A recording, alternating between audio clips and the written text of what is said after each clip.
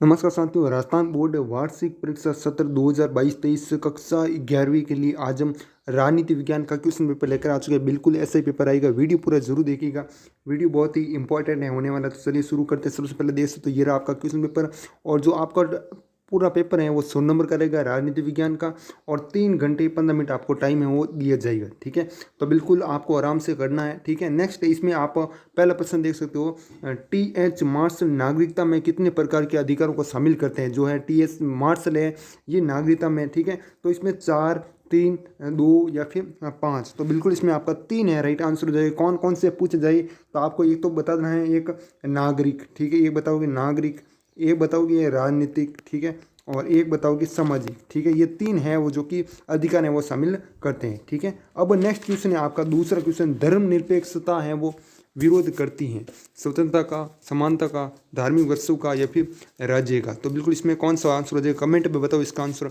Next है आपका तीसरा, हिरोशिमा और नागासाकी पर परमाणु बम है वो गिराए, किसने गिराए, अमेरिका ने या फिर जर्मनी ने या फिर फ्रांस ने या फिर इंग्लैंड ने। ठीक है, तो बिल्कुल आपका अमेरिकन है वो गिरे थे। ठीक है, तो बिल्कुल आपका अमेरिकन राइट आंसर हो जाएगा। कहाँ पर गिरे, तो जापान में गिरे थे। स्थान पूछे तो आपको हिरोशिमा और नागासाकी हैं वो याद रखना है। नेक्स्ट क्वेश्चन है, विकास का मॉडल सर्वाधिक निर्भर है, किस पर निर्भर है, वायु पर, नदियों पर, ऊर्जा पर या फिर वर्षा पर। तो बिल्कुल इसमें आपका इसका आंसर कौन सा जाए, इसका भी आंसर आप कमेंट में बताओ। ठीक है, नेक्स्ट क्वेश्चन आपका पांचवा, विकास के कारण निम्न में से किसे नुकसान नहीं पहुंचा है, किसे नुकसान नहीं पहुंचा है, पर्यावरण को, विस्थापितों को, धनी वर्ग को या फिर वन्य जीवों को। ठीक है, तो बिल्कुल आपका इसमें जो ऑप्शन है वो राइट आंसर हो जाएगा। क्या हो जाएगा, पर्यावरण है वो राइट आंसर हो जाएगा। ठीक है, इससे नुकसान नहीं पहुंचा है, बाकी पहुंचा है। नेक्स्ट अगला, राज्यसभा के सदस्यों का कार्यकाल है वो कितना होता है। आपको पता है राज्यसभा है वो कभी भी भंग है वो नहीं होती है। ठीक है ना, लेकिन लोकसभा है वो भंग हो जाती हैं। इसका कार्यकाल होता है वो 6 वर्ष होता है। ठीक है, बिल्कुल आपका 100 ऑप्शन है राइट आंसर हो जाएगा। ठीक है, भंग क्यों नहीं होती है, क्योंकि मतलब इसके सदस्य हैं 1/3 सदस्य, 1/3 सदस्य हैं वो हर 2 साल बाद हैं वो, मतलब राज्यसभा से अलग हो जाते हैं ना, इसलिए।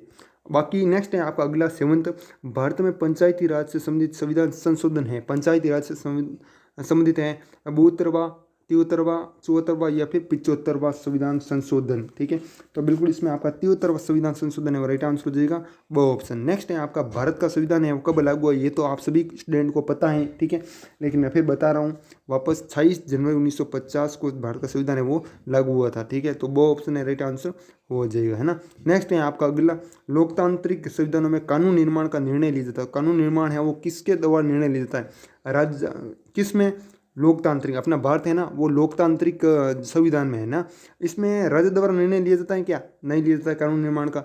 समाजवादी पार्टी द्वारा नहीं, न्यायपालिका द्वारा नहीं, जो जनप्रतिनिधि होते हैं ना, जो जनता द्वारा प्रतिनिधि चुने गए वो ही हैं कानून निर्माण का निर्णय है वो लेते हैं। ठीक है, कोई भी कानून। अगला क्वेश्चन आपका नेक्स्ट, और इसकी पीडीएफ है वो आपको हमारे टेलीग्राम ग्रुप में मिल जाएगी। टेलीग्राम ग्रुप ज्वाइन नहीं किया तो उसका लिंक है वो डिस्क्रिप्शन में मिल जाएगा।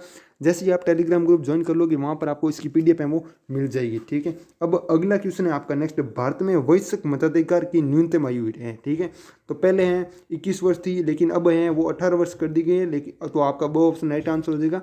बिल्कुल 18 वर्ष आपकी है एज, आप हैं वोट कर सकते हो। ठीक है, बिल्कुल। अब है नेक्स्ट क्वेश्चन आपका, रिक्त स्थान की पूर्ति है वो करनी है।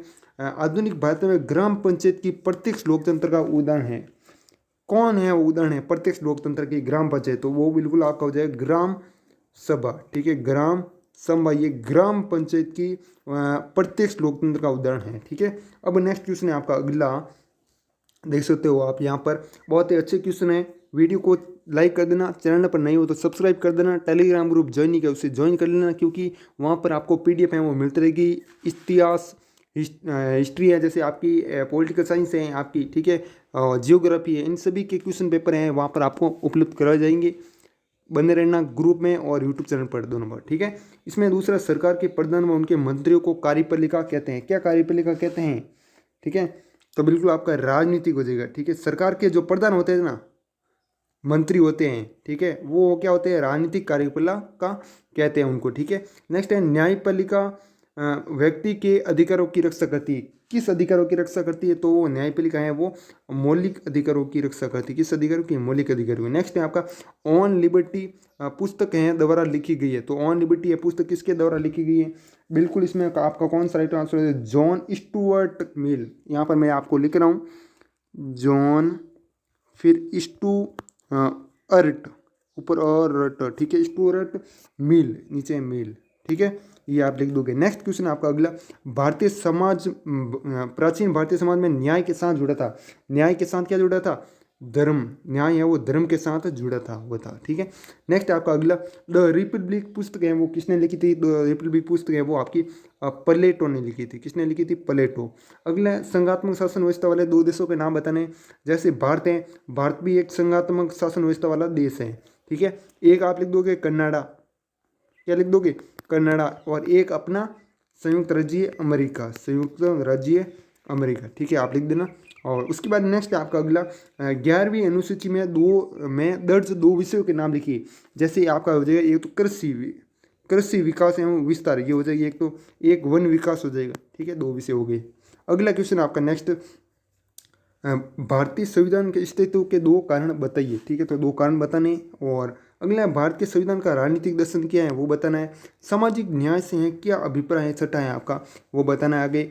नेक्स्ट, कोई दो व्यक्तियों के नाम लिखिए जिन्होंने स्वतंत्रता के लिए संघर्ष किया। तो अनेक व्यक्तियों ने स्वतंत्रता के लिए संघर्ष किया। जैसे आप ये लिख दोगे भगत सिंह, हाँ, ठीक है, इन्होंने हैं बहुत स्वतंत्रता के लिए बहुत ही संघर्ष है वो किया था, ठीक है। और नेक्स्ट है एक आप सुभाष चंद्र बोस का नाम लिख दोगे, क्या लिख दोगे? सुभाष चंद्र बोस, ठीक है। और एक और लिख दोगे आप बाल गंगाधर तिलक हैं, ठीक है। और अब है नेक्स्ट क्वेश्चन आपके, ये 14 नंबर है हो चुके कंप्लीट। सभी दो नंबर के क्वेश्चन थे और टोटल 7 क्वेश्चन थे, ठीक है। अब अगला है आपका लघुरात्मक प्रश्न। अगला इसमें क्या कह रहे हैं, ये भी आपके 3-3 नंबर के क्वेश्चन, हर एक क्वेश्चन है कितने नंबर होगा? 3 नंबर का, है ना। इसमें प्रश्न है, नीति निर्देशक तत्वों के उद्देश्यों का उल्लेख करना है, विधेयक के 3 कार्यों का उल्लेख करना है, स्थानीय शासन के महत्व को स्पष्ट करना है, ठीक है। नेक्स्ट है आपका अगला, भारत का संविधान एक जीवन दस्तावेज है, स्पष्ट करना है इसको, इस लाइन को, ठीक है। संविधान के महत्व क्या क्या है, ठीक है, वो बताना है, ठीक है। अगला है आपका नकारात्मक स्वतंत्रता व सकारात्मक स्वतंत्रता में 3 अंतर बताना है। कितने अंतर बताना? 3 अंतर बताना है। और क्वेश्चन भी 3 नंबर का ही है, ठीक है। रॉयल्स के 9 सिद्धांत का वर्णन करना है। राज्य व राष्ट्र में 3 अंतर बताना है, ठीक है। नेक्स्ट आपका धर्मनिरपेक्ष होने के लिए राज्य सत्ता को क्या करना होगा? आज की दुनिया में शांति इतनी कमजोर है वो क्यों है वो बताना। नेक्स्ट है भारत में विकास परियोजना के क्या लक्ष्य रखे गए? हमें स्वतंत्र न्यायपालिका की आवश्यकता है वो क्यों पड़ती हैं, ठीक है। अभी तक चैनल को सब्सक्राइब नहीं किया, जिसने भी चैनल को सब्सक्राइब कर देना।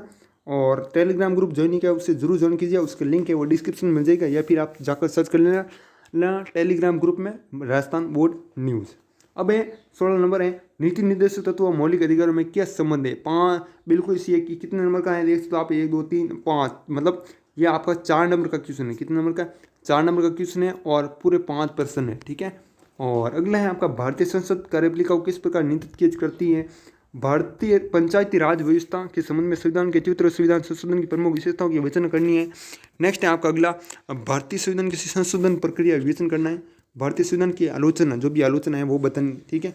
नेक्स्ट आपका निम्नदात्तक प्रश्न है 21 से 23, और इसमें राष्ट्रवादी भावनाओं को प्रेरित करने वाले कारक बताइए, अथवा में आप ये भी कह सकते हो नीचे वाला, आपकी राय में राष्ट्रवाद की सीमाएं हैं वो क्या हैं, ठीक है। और इनमें से काफ़ी सारे क्वेश्चन आएंगे, ऐसा नहीं है कि नहीं आएंगे, 2 से 3 क्वेश्चन है आपके 100% आएंगे, ठीक है। अब आगे है क्वेश्चन आपका अगला, नेक्स्ट डे से तो 22 में, भारतीय धर्मनिरपेक्षता और पाश्चात्य धर्मनिरपेक्ष में अंतर बताना है, अथवा आप ये नीचे वाला भी कर सकते हो, भारतीय धर्मनिरपेक्ष की आलोचना किन आधार पर की जाती है, ठीक है, तो आलोचना किन आधार पर की जाती है वो लिखना है। नेक्स्ट आपका अगला, विकास के मॉडल की प्रमुख आलोचना का उल्लेख करना है, और नीचे विकास की प्रक्रिया ने किन नए अधिकारों को जन्म है वो दिया है, ठीक है।